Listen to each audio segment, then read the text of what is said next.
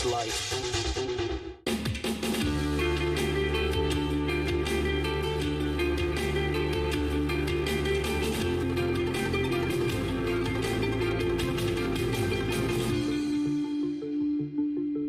Bonjour et merci de nous rejoindre sur ce plateau pour ce débat consacré à l'impact de la crise sanitaire sur le monde étudiant. Une jeunesse coupée depuis près d'un an de ce qui était l'essentiel de son quotidien. Une jeunesse assignée à résidence, une jeunesse sans sortie, sans fête, une jeunesse envahie par un sentiment d'isolement et d'abandon. À ce mal-être psychologique, il faut ajouter une précarité qui s'est aggravée. Bien sûr, la solidarité s'est organisée pour amortir les effets de cette crise. Et après, que restera-t-il de ce constat au-delà du Covid? C'est de cela dont on va parler avec mes invités. J'ai le plaisir d'accueillir sur ce plateau Alain Rousset, le président du Conseil régional de Nouvelle-Aquitaine. Paul Marsan, vous êtes vice-président de la Fédération des étudiants aquitains. Dean Lewis, vice-président de l'Université de Bordeaux. Et enfin, Christophe Tsurio, vous êtes épidémiologiste, professeur à l'Université de Bordeaux et vous êtes aussi le directeur scientifique de l'espace santé étudiant. Merci à tous les quatre d'être sur ce plateau. Alors pour ouvrir ce débat et pour illustrer ce mal-être du monde étudiant, je vous propose de voir ce reportage en immersion. C'est un sujet de nos confrères de France 3 Limoges. Anthony est étudiant kiné à Limoges, en stage à l'hôpital mère-enfant. Pour le jeune homme de 23 ans, confinement rime avec isolement. Quand on a l'habitude d'être au quotidien entouré, c'est bête, mais simplement le fait d'aller en cours, de voir ses camarades, c'est bien. Là, les seules personnes que je vois, c'est toujours les mêmes, c'est mes tuteurs et les patients qui sont pas forcément en grande forme, donc ça donne pas... ça réchauffe pas le cœur de voir des enfants hospitalisés. Le confinement, les difficultés financières et les incertitudes sur l'avenir ont mené l'étudiant à la dépression. C'est un psychiatre du service de santé universitaire qui a posé le diagnostic.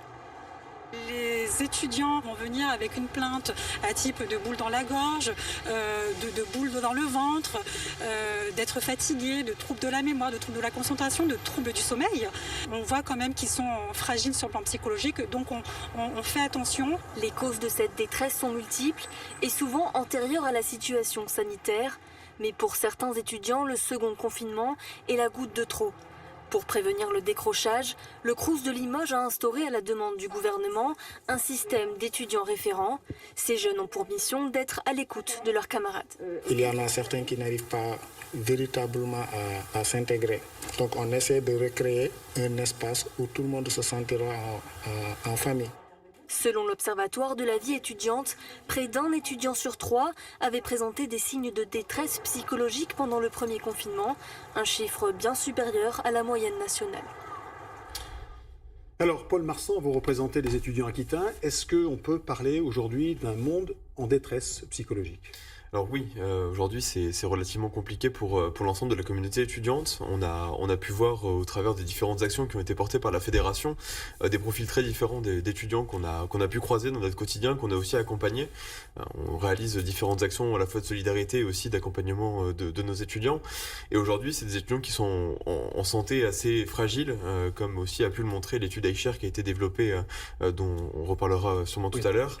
Les étudiants sont quand même dans une situation très compliquée. Et on a eu, nous, plusieurs cas à gérer au sein de la fédération d'étudiants qui ne pouvaient plus s'alimenter correctement et derrière qui arrivaient à des situations très préoccupantes qu'on a dû réorienter vers les services de santé universitaire parce qu'on n'était plus en mesure de les accompagner, parce que c'était aussi des cas trop importants et on n'est pas la structure pour accompagner ça.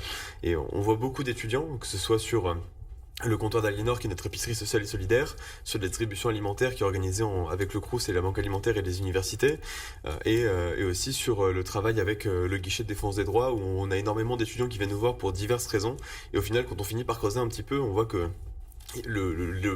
massivement le problème vient de l'état psychologique, de l'état de santé mentale des étudiants, et notamment sur des étudiants qui avaient peur de la suite, peur de leur avenir et peur des conséquences. Alors on va y revenir justement sur les symptômes qui se manifestent sans doute chez ces étudiants. Alors Christophe Tsurio, vous avez dirigé une enquête pour révéler justement l'impact de cette crise sanitaire sur le moral des étudiants. Quels en sont au fond les principaux enseignements et puis les symptômes? On a parlé de boule au ventre, de fatigue, de malaise, de mal-être.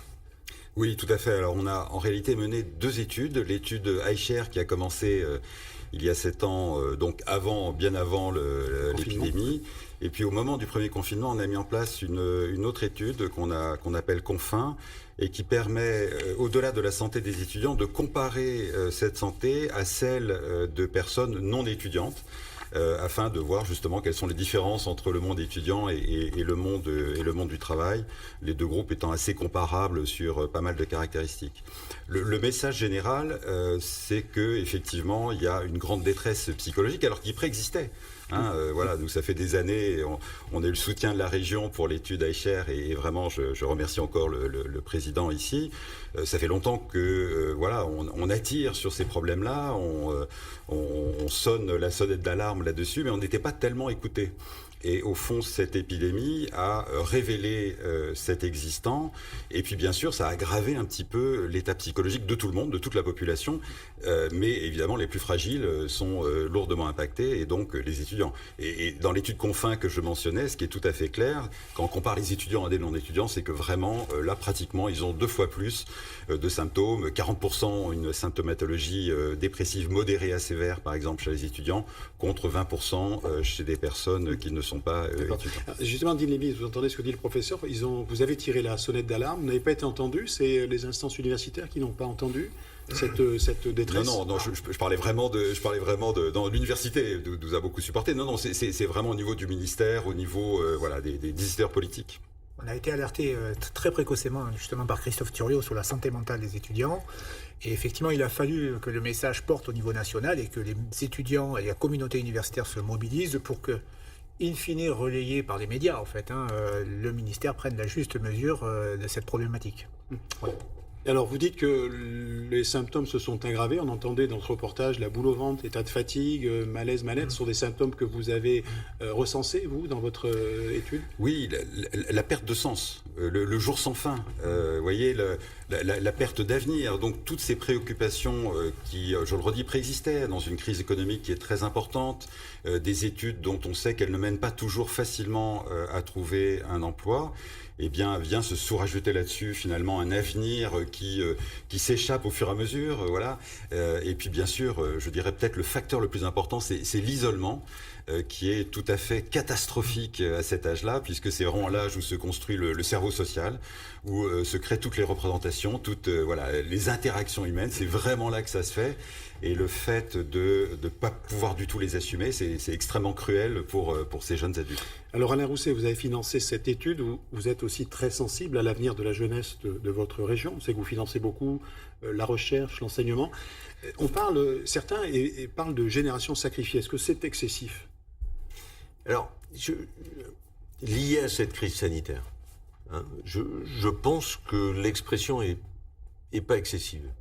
Je pense que l'expression n'est pas excessive. Il ne faut pas regarder. Il n'y a pas que les étudiants. Vous avez un CAP en 2019 où vous avez un BTS ou un bac pro. Confinement, dans les 2 ou 3 mois qui suivent, qu'est-ce qui se passe? Vous n'avez pas de job. Vous ne pouvez pas profiter de votre diplôme pour rentrer dans la vie active. Vous ne pouvez pas, comme le disait Christophe Thuriot tout à l'heure, avoir une perspective d'avenir. Donc on a alerté Jean-Michel Blanquer de suite en disant il faut impérativement que ces jeunes-là, fin 2020, aient une requalification, qu'on les remobilise. Ça, c'est le premier point. Donc les dégâts sur la jeunesse vont être massifs. Le fait ensuite d'être éloigné du présentiel en cours, ce qui... il ne pouvait pas en être autrement.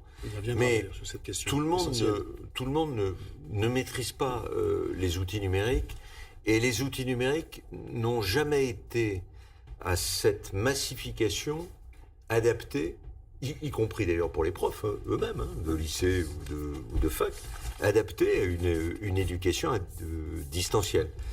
Que fait-on dans ce cadre-là pour l'accompagnement, l'aide aux devoirs?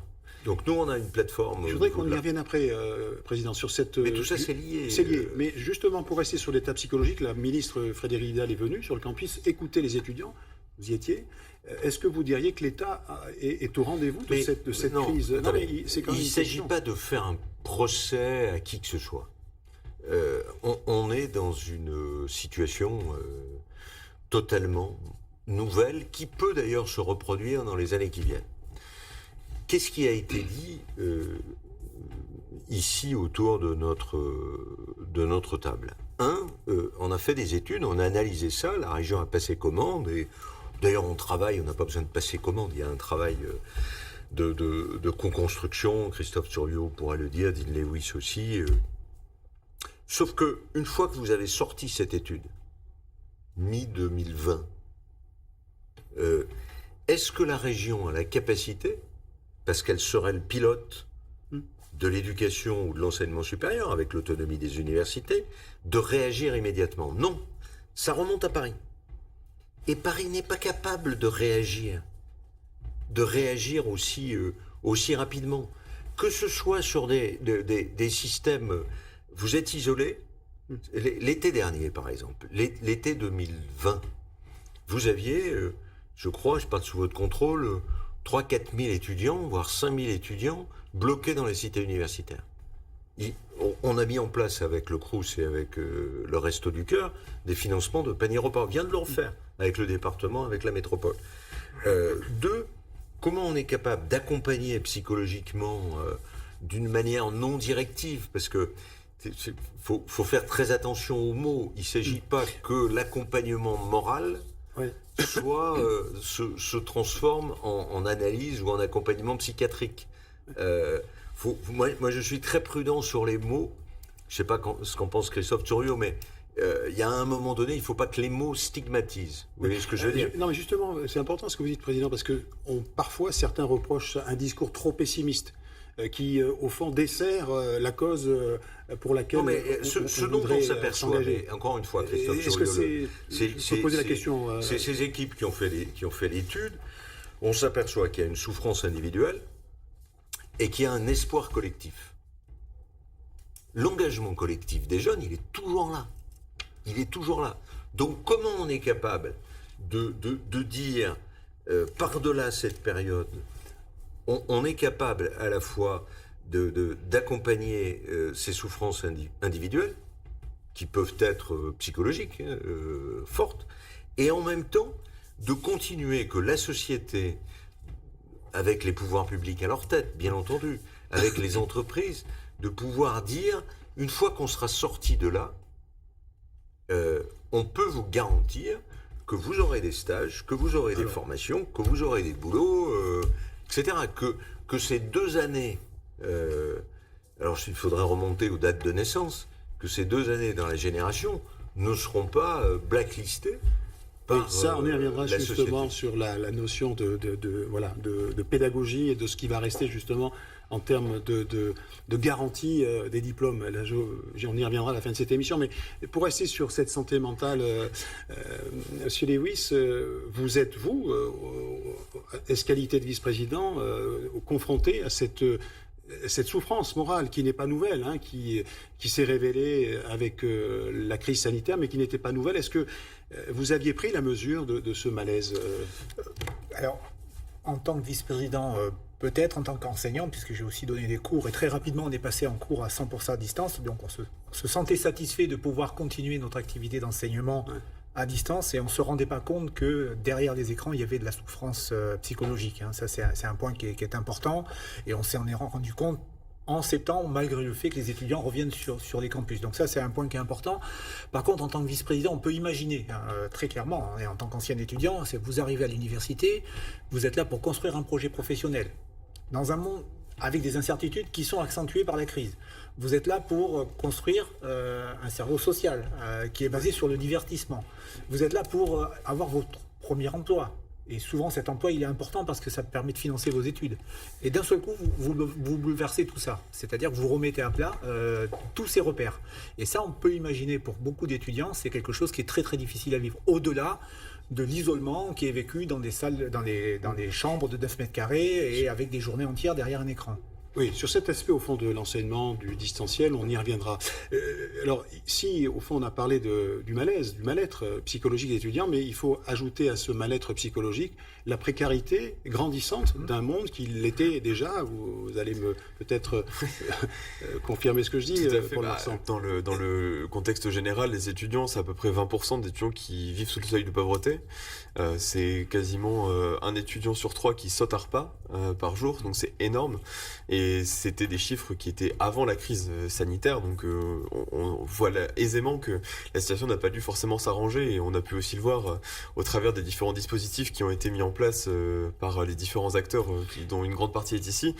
Ça a massivement répondu aussi aux attentes des étudiants et qui continuent à affluer vers les dispositifs qui ont été mis en place. Alors, justement, on va regarder un reportage pour illustrer cette solidarité qui s'est mise en place pour, au fond, amortir cette crise sanitaire. Solidarité de la région, solidarité du monde enseignant, des étudiants, solidarité aussi des professeurs. En tous les cas, on voit qu'il y a eu un vrai élan de solidarité autour de cette crise. Regardez ce reportage qui est aussi réalisé en situation par nos confrères de France 3 Limoges. Dans les locaux de l'épicerie sociale étudiante, c'est le grand rush. Comme tous les matins, les bénévoles confectionnent des paniers repas à destination des plus démunis. Plein d'étudiants qui ont perdu leur job, d'étudiants, donc en plus avec cette rentrée scolaire aussi, donc c'était vraiment trop compliqué pour eux. Donc on essaye un petit peu de les accompagner pendant cette crise un petit peu, comme ça ils vont pas se sentir seuls. Au même moment, de l'autre côté de Limoges, l'équipe de la banque alimentaire tourne à plein régime. Tout va aux étudiants là, on va faire 2 camions complets, on a une grosse expédition à faire et puis tout va partir, aussi bien le frais que les produits secs. Car le nombre de nouveaux ayants droit ne cesse d'augmenter, ce qui se traduit par une explosion des colis alimentaires. Là, actuellement, on est à plus de 500 étudiants aidés par semaine. Et là, on fait 240 colis gratuits, totalement gratuits pour les étudiants. Au conseil départemental, on manque de chiffres pour évoquer cette précarité étudiante, tout en étant bien conscient de la dégradation de la situation. Elle touche de plus en plus de personnes, des personnes qui étaient déjà certainement précarisées par des emplois non durables et qui, de fait, se retrouvent à présent en difficulté sociale. C'est le cas pour les étudiants. Ces nouveaux visages de la crise, en tout cas, refusent de baisser les bras, à l'image de Maëlle, boursière, qui a dû emprunter pour payer ses études. J'arrive à me nourrir, à me loger et c'est tout. Je sors pas, je fais pas de fête. Et puis quand je sors, j'amène ma bouteille d'eau pour pouvoir boire et voilà, on fait comme ça, on se débrouille. Mais ça va, je m'en sors quand même. Je m'empêche pas de vivre. Son objectif, devenir kiné. Il lui reste 2 ans pour y parvenir avec 450 € mensuels en poche. Alors Alain Rousset, la région s'est mobilisée à côté des associations, de l'administration des universités pour permettre à ces étudiants de manger à leur faim tout simplement. On s'est mobilisé et ensuite les départements sont venus, la métropole est venue sur le plan purement alimentaire. L'été dernier, maintenant, etc. Mais ce qu'on vient d'entendre, c'est aussi un cri d'alarme sur les inégalités dans la société. Parce que, qu'est-ce qui se passe ?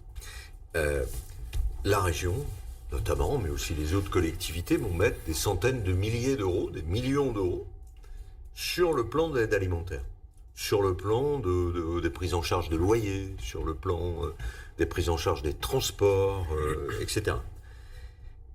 Est-ce qu'il ne vaudrait pas mieux calculer ça au niveau national, sur le plan des bourses par exemple ? Est-ce que si on agrégeait tous ces chiffres, ça ne signifierait pas qu'on aurait intérêt à donner une rémunération aux jeunes étudiants ou étudiantes de bourse d'un niveau supérieur pour qu'il n'y ait pas cette conjonction d'actions et qu'on puisse chacun s'occuper en fonction de ses responsabilités. Qu'est-ce que ça serait le niveau de rémunération ? Vous avez réfléchi à un niveau... Non, mais aujourd'hui, ça peut être... Vous savez, quand vous calculez que vous avez 25-35%, enfin Vous êtes d'accord avec le président Rousset ? Oui, je suis complètement d'accord. Nos études montrent que, de nouveau, avant l'épidémie, environ 40% des étudiants faisaient des jobs pour assurer l'essentiel. L'été se constitue un petit pécule, pendant l'année, continuer à travailler, et là, plus rien n'a été possible depuis plus d'1 an. Et moi, j'ai beaucoup de mal à comprendre pourquoi le gouvernement n'a pas mis en place un RSA jeune. Voilà, au moins le temps de l'épidémie. Voilà, au moins pour supprimer ce problème. Mais Il y en là, a tellement d'autres. Ils en ont au-delà tellement d'autres. Ce que dit Alain Rousset, c'est au-delà d'un RSA jeune pendant l'épidémie. C'est vraiment un revenu minima. Oui, bien sûr. Pour les Mais étudiants. voyez, Vous êtes là, d'accord il y avec avait ça? Ça se recoupe. Enfin, la réévaluation des bourses, c'est quelque chose qui est souvent entendu dans l'ensemble des syndicats étudiants, qu'ils soient nationaux, territoriaux, peu importe. C'est vraiment un sujet qui est vif parce que les bourses aujourd'hui ne suffisent pas aux étudiants. Quand on est étudiant à Bordeaux et qu'on est boursier échelon 3, on ne loge pas dans un appartement parce qu'on n'est pas éligible au Crous, le parc n'est pas assez grand et le parc privé nous prend au moins 3 fois la bourse. Donc c'est un peu compliqué. Et la région, de son côté, investit massivement avec le Crous pour faire des logements étudiants qui soient à un niveau de loyer acceptable. Ce que je n'arrive pas à comprendre, mais ça c'est ma culture décentralisatrice, régionalisatrice et en même temps respectueuse des fonds publics, c'est qu'on n'arrive pas à agréger tous ces... Enfin, je veux dire, regardez... J'ai compris, vous dites qu'il faut agréger toutes ces mesures pour faire un dispositif qui soit plus efficient. 5000 logements nouveaux ces 5 ou 6 dernières années. On a réhabilité 5000 logements nouveaux. Et on voit que si on veut faire passer le plus de jeunes de bac à l'enseignement supérieur, et c'est un défi pour préparer le monde de demain, il faut encore augmenter le nombre de logements étudiants. On s'aperçoit d'une chose aussi, c'est que notre société, c'est le paradoxe, elle est devenue de plus en plus inégalitaire. Et que vous avez, ça a été démontré, je ne crois plus personne maintenant n'en doute, les économistes du monde entier l'ont démontré, on a des fortunes colossales qui se posent, on n'a aucune fiscalité par rapport à une partie de ce que moi j'ai envie d'appeler cupidité. Si je peux me lâcher à un moment donné. Je veux dire, moi je ne suis pas contre le fait au contraire, qu'une entreprise fasse des profits, ou que qui que ce soit fasse des profits, mais à un moment donné, la cupidité pour moi c'est insupportable. Cette cupidité, on la paye par la misère. Ok, j'ai entendu ce matin la présidente du Secours catholique, qui est une Bordelaise, dire à un moment donné, ça suffit. C'est même stupide sur le plan économique. Stupide sur le plan économique. Parce que si à ces hommes et ces femmes, quel que soit leur âge, on leur donnait du pouvoir d'achat, eh bien, notre activité économique, dans ces moments où on veut retrouver de la souveraineté, retrouver de la production locale, notamment au niveau de nos agriculteurs, au niveau de l'alimentation, ou au niveau de nos entreprises du bâtiment, tout le monde serait content. Justement, je voudrais avoir l'avis de Dean Lewis sur cette question de la précarité, d'un revenu minimal éventuellement, augmenter le pouvoir d'achat des étudiants. Est-ce que c'est une façon aussi de les amener à une réussite supérieure, au fond, parce que tout est corrélé. Quand on est mieux, on mange mieux, finalement, on travaille mieux. C'est une évidence. On sait que les étudiants qui doivent travailler beaucoup pour payer leurs études, ils réussissent moins les études parce qu'ils sont moins disponibles pour aller en cours, ne serait-ce que ça. Donc, pour préparer les concours. Et pour préparer les concours et pour travailler le week-end. Donc ça, c'est une évidence. Pour avoir un stage, pour un master. Ça, c'est le vrai problème aujourd'hui du monde d'étudiants. Des étudiants qui sont obligés d'aller travailler pour poursuivre leurs études et qui, au fond... c'est un problème pour beaucoup d'étudiants, c'est aussi des opportunités parce que ça leur permet d'avoir un travail et de construire un projet professionnel. Après, il y a un schéma idéal qui est l'apprentissage, qui se développe de plus en plus à l'université. Donc, il y a les aspects positifs et les aspects négatifs. Et il faut trouver le juste milieu. Mais il ne s'agit pas de dire, je veux dire, on a tous autour de la table l'expérience d'avoir fait des jobs d'été ou d'avoir travaillé. C'est pas ça qui est critiquable. C'est pas ça qui est critiquable.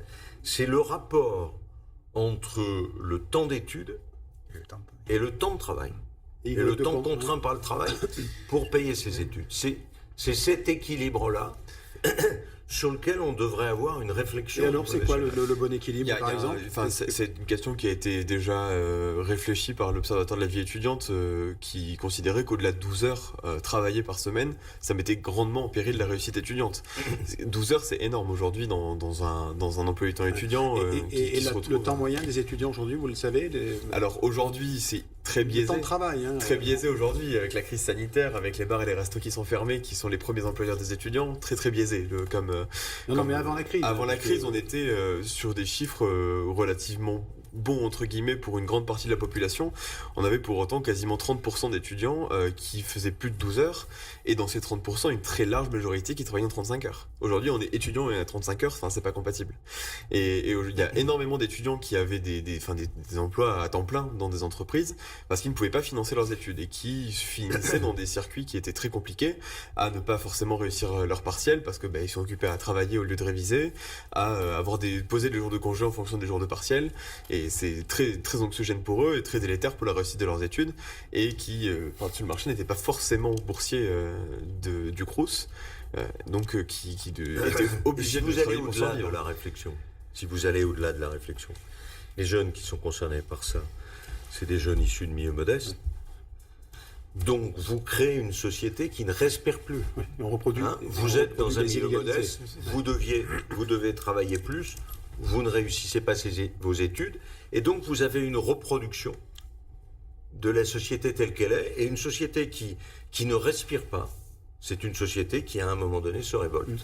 Vous l'entendez, ça, Christophe Turzio? Parce que dans votre étude, évidemment, il y a le mal-être, mais vous faites une corrélation entre, justement, ces conditions de vie précaires et ce mal-être qui est corrélé et qui fait qu'au fond, les étudiants, aujourd'hui, n'ont pas les conditions idéales pour réussir. Ceux qui travaillent beaucoup. Oui, bien sûr, parce que voilà, il y a un lien direct, comme l'a rappelé Dean Lewis, entre la quantité de travail en dehors du temps académique et la réussite. Donc très clairement, les deux sont liés. Moi, je voudrais revenir, là, on parle du fond et c'est vraiment très important, mais je voudrais revenir sur l'urgence, et je trouve vraiment dommage qu'on soit collectivement, voilà, les politiques, mais au fond c'est aussi nous, on soit en train de rater une opportunité finalement. C'est-à-dire, voilà, les étudiants, le mal-être étudiant est vraiment multifactoriel. On en a parlé, l'isolement, la difficulté de suivre les cours, toutes ces questions-là. Là, on a quelque chose sur lequel on peut agir directement. Et je trouve dommage que les politiques nationales ne s'en emparent pas plus, parce que c'était une très bonne façon de retirer ce problème, je le redis, de tendre la main à cette génération. C'est les futurs cadres de la France de demain quand même. Donc de leur tendre la main, de nouer une alliance avec eux, de montrer qu'on est collectivement concerné par ce qui leur arrive.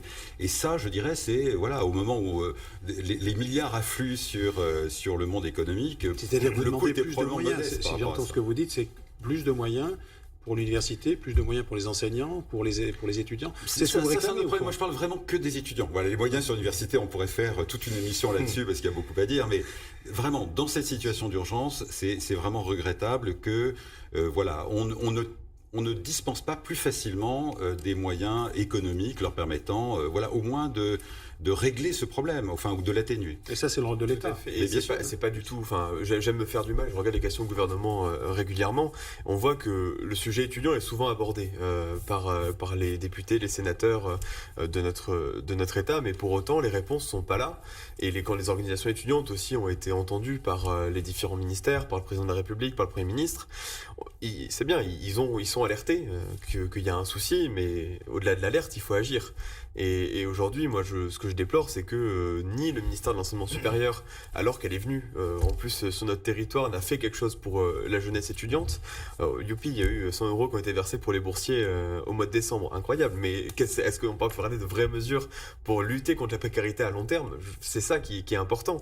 Le ministère de la Jeunesse qui ne fait absolument rien pour l'insertion professionnelle de nos jeunes. Et nous, là, on a des demandes massives qui affluent envers la fédération pour prendre des stagiaires, sauf qu'on n'a pas la capacité aujourd'hui d'accueillir non plus tous les stagiaires de la Terre. Donc c'est très compliqué. Et aujourd'hui, on n'a pas. Je dis à Pascal Cagnato, aujourd'hui, ce genre de choses, parce qu'on se voit, on se rencontre, on fait faire des études, on se connaît, le modèle d'organisation des pouvoirs publics en France ne permet pas à cette relation de proximité, situation des étudiants, pouvoirs publics régionaux, la région, La région n'a pas les moyens, tels qu'elle est en France aujourd'hui, de répondre à cela. Et ça serait une réponse très simple. Prenez le cas, je le dis parce que c'est intéressant sur le plan pédagogique. Nous sommes jumelés avec le Land de Hesse en Allemagne. Le Land de Hesse en Allemagne a le même nombre d'habitants. Le budget du Land de Hesse est de 38 milliards d'euros. Le budget de la région Aquitaine est de 3 milliards d'euros. Oui, c'est pas la même échelle. Mais alors, vous faites une comparaison avec nos voisins européens. Dean Levis, est-ce que, au fond, pour rester sur la comparaison avec nos voisins européens, est-ce que la condition des étudiants est meilleure en Espagne, en Italie, en Angleterre? Est-ce que vous avez des comparaisons comme ça?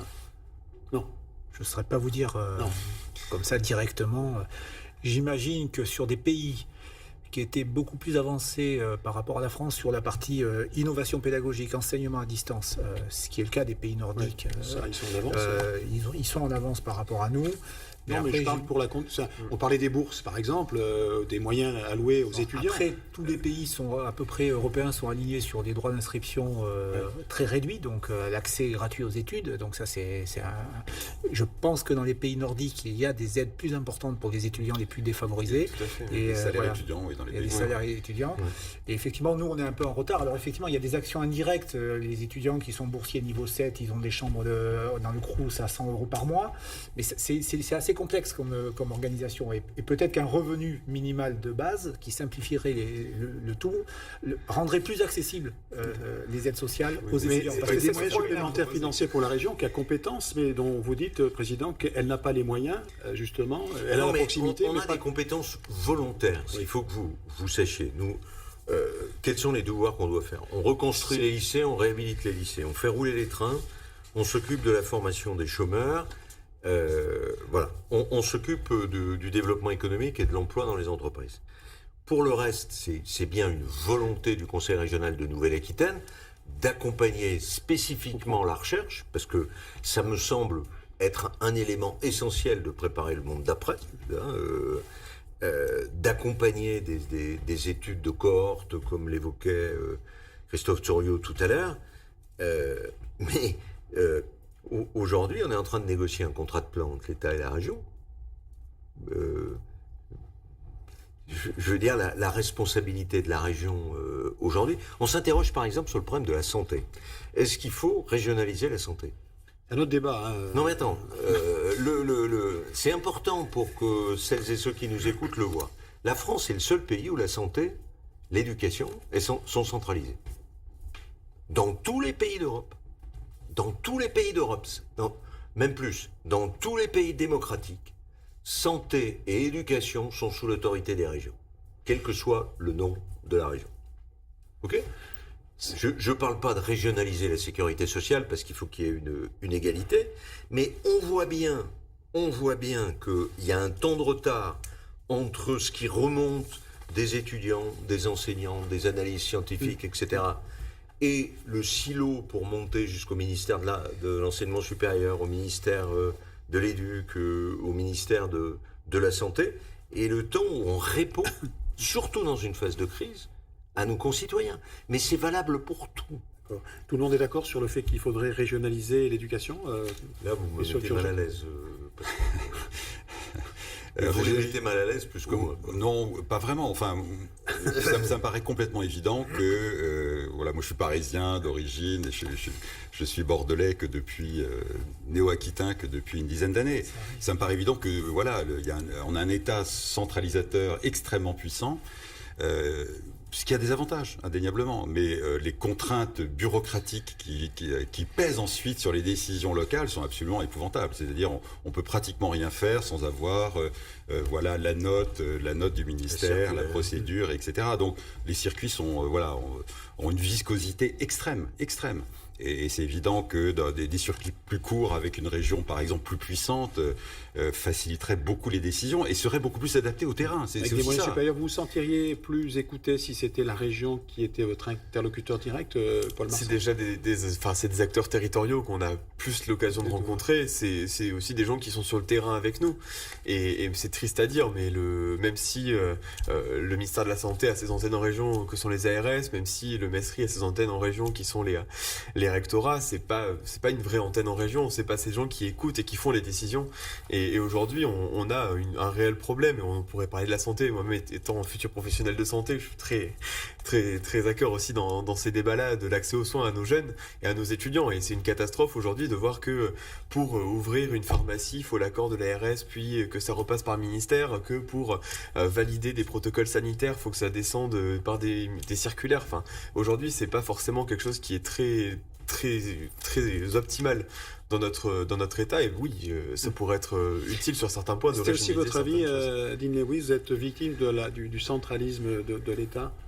On n'est pas victime, on est quand même un opérateur public, donc on est quand même censé mettre en œuvre des missions de service public. Ce qui est important de préciser, c'est que les universités, après les collectivités, ont acquis une autonomie. Donc ça, c'est un mouvement qui a eu lieu à partir de 2010, et cette autonomie, qui est très cadré par l'État, avec effectivement les inconvénients qu'on a déjà évoqués, a permis à certaines universités, avec des circulaires assez molles au mois de juillet, sur le contexte de la rentrée, d'anticiper, de prendre leurs responsabilités et de mettre en œuvre elles-mêmes des modalités d'accueil des étudiants compatibles avec les règles sanitaires et permettant d'avoir une continuité pédagogique. Donc je pense que ce mouvement d'autonomie, il était important parce que effectivement, ce sont les acteurs de terrain qui sont le mieux placés, s'ils ont les moyens pour prendre des bonnes décisions pour accueillir des étudiants dans les meilleures conditions possibles. Voilà. Alors la question après que ça peut poser, c'est le problème des inégalités entre les établissements, parce que certains établissements comme l'Université de Bordeaux, on a pu investir 2 millions d'euros à l'été pour acheter du matériel pédagogique, d'autres établissements n'avaient pas forcément cette marge de manœuvre. Mais à partir du moment où on a cette responsabilité-là et qu'on a les moyens qui sont associés, on est beaucoup plus réactif qu'un État qui est centralisé. Alors vous l'avez évoqué au début de cette émission, cette crise a donc contraint les étudiants à suivre leur cursus en distanciel, et pour beaucoup, ces cours se sont soldés par un constat d'échec, pour diverses raisons d'ailleurs. Avant de parler de ce qu'il restera sur le plan pédagogique de cette année universitaire, regardez ce reportage, il est signé Émilie Bersars. C'est devenu un rituel. Se connecter via une plateforme pour assister à son cours. Pendant 4 heures, je vais être devant mon ordinateur avec une personne qui me parle de ce côté, moi qui retranscris le cours de ce côté. Ou bien se préparer un thé entre amis, faute de lieu public ouvert. Certes, on a du mal à s'empêcher de voir parce que c'est normal d'avoir une vie sociale, je pense, à notre âge. Il se nomme la génération sacrifiée. Ces étudiants privés depuis 1 an maintenant d'une vie normale. Alors, même si c'est que par Zoom, je suis contente de vous retrouver. Emma est en 3e année de droit. Au programme de son après-midi, 4 heures de cours derrière son écran d'ordinateur. La première heure, on va bien être concentré. La première pause, on va la savourer. Et au fur et à mesure, ça se dégrade, on va dire. Il faut être honnête. Emma reste motivée. Elle dispense d'ailleurs de bons conseils sur les réseaux sociaux. Mais les retours d'expérience chez d'autres étudiants sont beaucoup moins positifs. Certains m'ont dit, je pense que je vais arrêter là. Je reprendrai peut-être l'année prochaine si la situation va mieux, mais là, c'est pas vivable en fait. Ils veulent pas faire leurs études comme ça. La grande casse serait surtout en première année. Sur le campus de Périgueux, 2500 étudiants sont inscrits. Les désistements n'ont pas encore été comptabilisés, mais ce petit groupe d'étudiants en génie biologique perçoit déjà les effets du confinement. Apparemment, il y en a beaucoup qui ont abandonné. Parce que justement, ils n'ont pas créé assez de liens au début, ils n'ont pas eu le temps. Un étudiant qui est tout seul en visio, mais c'est normal qu'il soit en dépression, il stresse et il n'ait plus envie de travailler. Alors, face à cette perte de repères, des cours en présentiel pour les étudiants en difficulté ont été envisagés par le gouvernement. Mais le retour dans les amphis pour la grande majorité n'est pas prévu pour demain. Alors Dean Lewis, le retour dans les amphis, c'est peut-être la solution, évidemment, pour recréer ce lien qui n'est plus là depuis 1 an. On voit que beaucoup des étudiants ont lâché prise. Au fond, le distanciel ne leur a pas permis de suivre ce cursus. Est-ce que vous dites, là, on a perdu des étudiants et on ne les reverra pas ? Moi, je dirais qu'on a un risque de perdre des étudiants si la situation perdure. Quand on regarde aujourd'hui ce qui a été mis en place au premier semestre, donc septembre 2020, janvier 2021, et si on regarde les premières sessions d'examen qui ont eu lieu en janvier 2021, on a un taux de présence aux examens qui n'a pas notablement diminué. Donc tous les dispositifs qui ont été mis en œuvre pour la pédagogie à distance ont permis, me semble-t-il, aux étudiants de rester accrochés à leurs études. Néanmoins, on sait très bien, et c'est le débat d'aujourd'hui, que si cette situation perdure, on a un risque effectivement de décrochage, et ça pour nous c'est un point de vigilance. Donc le retour progressif qui a été programmé depuis début janvier des étudiants sur le campus, c'est quelque chose de positif, qui est peut-être pas suffisant, on pourra l'évoquer avec Christophe Thuriot, mais qui est positif. Bon, Christophe Thuriot, sur cette question, évidemment c'est essentiel que les étudiants retrouvent les bancs de la fac, et le plus vite possible. Oui, enfin, donc il y a eu des avancées quand même, et il faut les saluer, mais c'est très insuffisant. Moi, en tant qu'épidémiologiste et acteur de terrain sur la santé mentale des étudiants, moi je plaide vraiment pour une réouverture massive des universités, quoi qu'il en coûte. Quoi qu'il en coûte. Tout de suite Mais oui, tout de suite. Pourquoi ? Parce que, en fait, le risque lié à la transmission du virus chez les jeunes a été complètement surestimé. On le sait maintenant, il y a plusieurs études qui le montrent de façon tout à fait claire. Et nous, ce qu'on a observé à l'université, c'est des jeunes extrêmement soucieux des règles sanitaires, très attentifs à tout ça, très respectueux. Et maintenant, les études montrent très clairement que ce n'est pas du tout dans les universités que se crée la contagion, mais dans les restaurants, les bars, la famille et le monde du travail. Donc déjà, ce problème-là n'existe pas.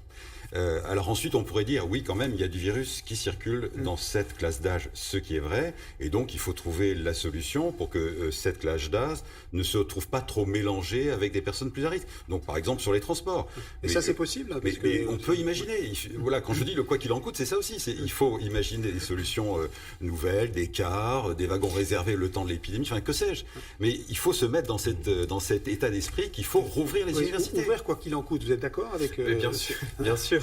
Aujourd'hui, c'est primordial que les étudiants reviennent sur les campus, qu'on permette à ces étudiants-là de découvrir ce que c'est qu'être un étudiant aujourd'hui. Enfin, j'ai eu la chance d'être étudiant avant cette crise sanitaire et honnêtement, c'est deux mondes totalement différents que je suis amené à aller sur les campus aujourd'hui. Je vois pas la même chose que ce que j'ai pu voir au début de mes études. Il faut qu'on puisse rouvrir l'université, il faut que les étudiants puissent discuter entre eux, que aussi les associations étudiantes puissent travailler avec leurs étudiants, avec leur public pour faire en sorte qu'ils soient accompagnés dans leurs études.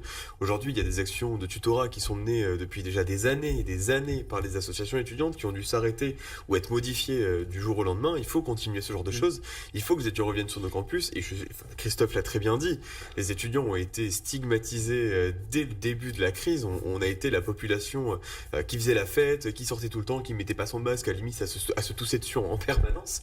Sauf que c'est pas du tout le cas. Et quand nous, aujourd'hui, on voit la population étudiante, c'est pas du tout ça qui se passe. Tout le monde porte son masque, tout le monde désinfecte ses mains. Enfin, Alors aussi, il faut considérer le monde étudiant, cette crise, différemment. Il faut leur donner l'accès tout de suite à l'université. Moi, je partage totalement ce qui vient d'être dit par le vice-président, les vice-présidents de l'université, par Christophe. Comment ? Nonobstant le fait qu'il y ait des variants, qu'on sache qu'on ne sait pas tout sur ce virus. Non, mais qu'il y ait aujourd'hui une espèce de course de vitesse entre on vaccine. Et je critique pas ce qui est en train de se passer, les problèmes de livraison, etc. La seule chose que je peux critiquer en tant que responsable public un peu spécialisé dans le monde économique, c'est qu'on n'a pas fait comme aux États-Unis, avec Sanofi, Pasteur, etc., en disant je vous mets 1 milliard d'euros sur la table, mais vous me faites un vaccin. L'innovation, ça se crée quand on la stimule. Et quand, à un moment donné, la société représentée par le politique dit voilà ce que je veux. Ok ? Après, aujourd'hui, moi je partage la réouverture des universités, etc.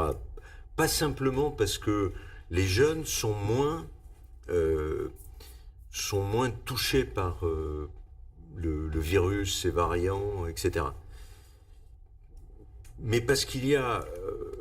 Mais vous pensez qu'il y a un risque sur cette question, Alain Rousset ? Attendez, il y a un risque vital. Ok, il y a un risque vital. Ouais, c'est pour ça qu'on les a. Il y a un risque vital. On n'a pas cité un mot depuis le début. Les études dont qu'on travaille avec Christophe Thuriot, etc. À un moment donné aussi, ces études sur la souffrance des jeunes parlent de suicide aussi. on n'a pas cité ce mot, on parle de suicide. Ok, hein? Donc il faut quand même... voilà, donc aujourd'hui, il faut qu'on reprenne les cours, on sait faire un amphi avec des distances, on sait faire porter le masque, on sait mettre du gel hydroalcoolique et se laver les mains. Enfin, prenons les jeunes pour des responsables, faisons en sorte que l'on se dise, ces jeunes, ils préparent leur avenir. Et même s'il y a 2 années d'une génération qui disparaît, c'est 1000 fois trop. C'est 1000 fois trop. Donc oui, moi je partage totalement ce qui est dit là-dessus. Et s'il faut, de notre côté, puisqu'on est un peu opérateur des transports, s'il faut dire le train de telle heure pour aller, ou le tram de telle heure pour aller sur l'université, il sera réservé on organise le transport aux étudiants, les bus, ils seront réservés, ça on le fera. D'accord. Banco. D'accord. Oui, vous vouliez rajouter? Oui, alors vous avez raison. Là, l'épidémie repart. Ouais. Donc, avec ces variants qui sont extrêmement inquiétants. Et voilà, en tant que référent Covid de l'université, en tant qu'épidémiologiste, bien sûr, j'y suis très attentif. Donc, je comprendrais tout à fait qu'à un moment donné, on dise il va falloir pendant 1 semaine, 2 semaines, faire un reconfinement extrêmement strict dans certaines régions. Mais c'est quand on en sortira, vous voyez, c'est au moment où on en sortira, j'ai bien peur que de nouveau on dise, les jeunes, pour l'instant, vous restez dans votre chambre de CTU et vous bougez pas. C'est ça qui ira pas, vous voyez, il faut qu'on apprenne à vivre avec ce virus. Voilà, ça fait 1 an et ça va continuer. Et donc, il faut qu'on apprenne à vivre avec, il faut qu'on apprenne collectivement à accepter la notion de risque, voilà, et qu'on ne soit pas obsédé par la peur de la mort chez certaines personnes et comme l'a dit le président Rousset, qu'on néglige le risque extrêmement important dans d'autres catégories de la population, y compris celui de suicide. Vous voyez, il faut qu'il y ait ce débat à un moment donné. Dean Lewis, sur cette idée qu'il faut tenter le coup, finalement c'est ce que vous dites, hein. Il faut essayer de se départir de cette notion, cette peur de la mort et tenter le coup. Et on verra, c'est ça, ouvrir les portes et puis on verra ce qui se passe. Le quoi qu'il en coûte est une bonne expression, c'est de donner je dirais une certitude aux étudiants, modulo effectivement un reconfinement de 15 jours parce qu'il y a une situation dramatique. Parce que aussi, on a des étudiants aujourd'hui qui ont arrêté de prendre leur chambre en ville, qui sont rentrés chez eux et qui ne viennent plus à l'université pour cette raison-là. Donc il faudrait qu'on puisse donner une certitude sur les 6 mois à venir et comme ça, les étudiants, ils s'inscrivent durablement sur « je vais à l'université pendant 6 mois et je peux comprendre que pendant 15 jours, je serai confiné dans ma chambre ». C'est ça dont on a besoin aujourd'hui. Alors la ministre, ce matin, a annoncé, on va voir comment on va le mettre en œuvre, que normalement, tous les étudiants devraient revenir d'ici fin mars, donc à 100% à l'université, donc moi je le prends comme une bonne nouvelle, il faut qu'on y travaille, mais effectivement il faut donner cette certitude-là, ce jalon-là pour nos étudiants. D'accord. Et aussi pour nos enseignants et nos enseignants-chercheurs, parce qu'on ne les cite pas trop, mais si vous regardez un petit peu la presse, on a une communauté qui s'est fortement investie, qui a dû changer ses méthodes pédagogiques instantanément, et qui est en limite il y a des articles régulièrement, alors on n'a pas fait d'études, il n'y a pas de cohorte d'enseignants et d'enseignants-chercheurs, mais on a beaucoup de témoignages d'enseignants et d'enseignants-chercheurs qui sont à bout, qui sont en limite de burn-out. On s'est adapté justement, est-ce qu'il y a des choses à garder de cette expérience? On a parlé du téléenseignement, du distanciel, mais alors évidemment avec toutes les contraintes et tous les échecs que l'on a vus, mais est-ce qu'on peut garder un certain nombre de choses, des enseignements positifs de cette pédagogie à distance? Je pose la question.